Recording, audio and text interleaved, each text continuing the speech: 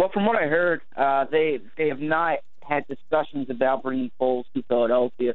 But Doug Peterson is fond of Foles. He was a big part of scouting Foles back before the 2012 draft. Peterson was in Arizona on his way to scout Brock Osweiler, and he went down to Tucson to see Foles, and the Eagles ended up drafting him, and he was Foles' quarterback coach back in that 2012 season. So there's a history there. But as far as a reunion, from what I understand, they have not had those discussions yet, or I should say they have not had those discussions. If I say yet, it would indicate that they're going to happen. And there are some financial hurdles that would need to happen in order for that to take place if that was of interest. But right now, from what I understand, that's not something that's in the cards. Yeah, that is a big thing is the financial hurdles that would have to be jumped through by the Philadelphia Eagles to get this done. But as you mentioned, there is a history between Peterson and Foles. Is that just the dots connecting there, or do you think that Peterson would think about it because of the cheaper contract that Foles comes with if they could figure out how to jump through some of those other hurdles? Well, there's a lot of variables to your quarterback. First thing they need to do is determine if they want to bring Sam Bradford back, and if so, at what price. And depending on the price, does he want to? And if that's a question, do you want to put the franchise tag on him? So there's a lot of variables that goes with Bradford. Then you need to look at the quarterbacks. Who do you like? Who will be there at 13? Who can step in right away? And then you need to look at the quarterbacks on the free agent market. Okay. And one of them being Chase Daniel, if you want to connect the dots with Doug Peterson, and then there's other promising players, whether it's Robert Griffin III or some other guys who are going to hit the market, potentially even Brock Osweiler. And then you look at the trade market, and can Nick Foles be traded? Would Nick Foles be traded? So I think there are a lot of hoops to go through there.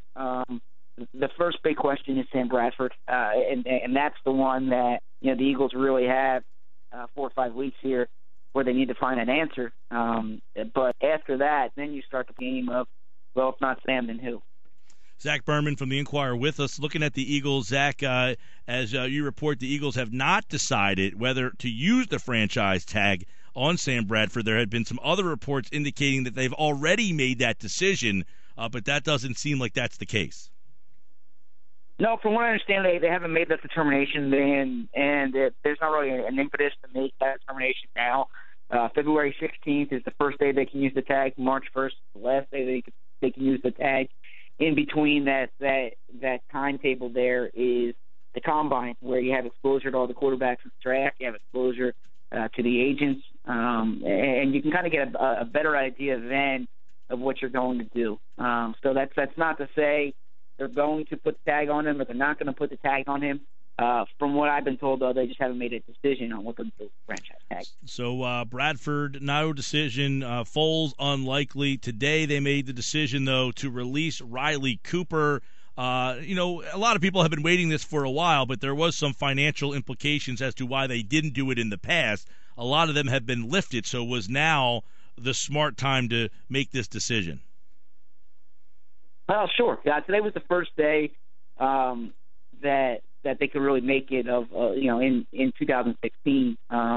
The roster freeze is over, and it's the first day of the waiver period, so they could make this move now. And I mean, whether you make it now, a week from now, or 2 weeks from now, I don't think the timing mattered as much. But this was the eventual conclusion with Cooper, considering the money they had on him. The lack of production in the past few years. He had a salary cap hit of $5.3 million in 2016. So there's $2.4 million in dead money there. So the team saved $2.9 million. So as they're putting cap space together here, this was a move that was expected to happen. Yeah. So this is a good move for them in terms of being able to be flexible with some other things they want to do, because how much, Zach, does all the things they've done impact them moving forward, meaning Ertz and Selleck and Lane Johnson and Vinny Curry? How much impact do those deals have on their free agent season?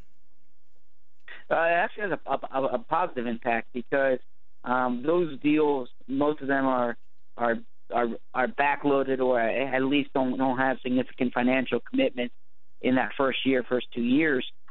So what it does is it opens up, or I shouldn't say opens up, is it kind of gives them that financial roadmap, so you can potentially front load deals when you sign guys to some of these contracts, and so it certainly just does not prohibit them or even inhibit them from making a move. What it does is it keeps guys locked up, and it gives them that, as I said, that long-term financial roadmap, which is important when you go into the free agent market. Any news, Fletcher Cox there? Do you think that's something that will be done sometime soon, or is that something that is going to be a little bit more difficult than many people might think? Well, there's interest from both sides, but I can't tell you when that's going to happen. He's really going to get paid, but there's not really that time element with him because he's under contract this year. And so I don't think it's like a hard and fast deadline like you had with Vinny Curry. And you can always potentially franchise tag him if you don't reach a deal in the next 13 months. But I think you'll see it before then. I can't tell you when it's going to happen. I don't think it's imminent as of now. But there's clear interest from both sides. All right. Obviously the story earlier was the Nick Foles stuff. When I saw that, Zach, yesterday, I almost fell out of my seat, to be honest with you. I was like, you got to be kidding me. Do you think that would be a smart move to reunite and bring him back, or is that a step backwards?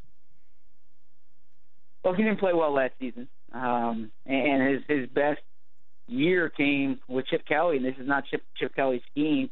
I don't think that's the direction that they should go.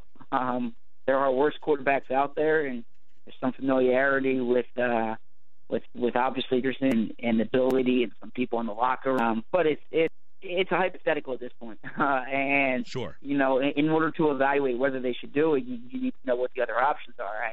I rather Sam Bradford than Nick Foles was there, and then also the quarterbacks in the draft. And the big thing with the Eagles is they have a former quarterback as their head coach.